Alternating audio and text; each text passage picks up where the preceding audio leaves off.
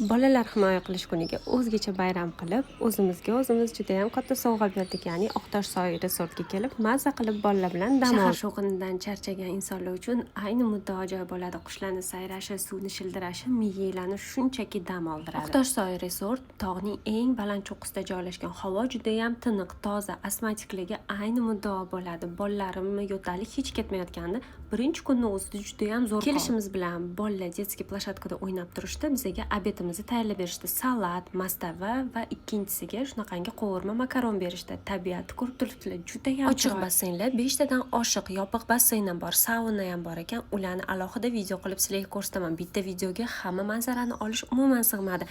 Videoni ikkita qismga bo'laman. Bu esa lyuks xonalar. Xonalarni har xili bor. 1 kishilikdan tortib katta apartamentlargacha. Biz 4 kishilik apartament oldik. 2 etajdan iborat qavat. Bir videoda Oqtosh soy go'zalligini va personal xushmuomalaligini sig'dirish umuman ilojisi bo'lmadi. Ikkinchi videoni ko'rsanglar, kechqurungi go'zalliklarni va juda ham chiroyli joylarni bo'lishaman.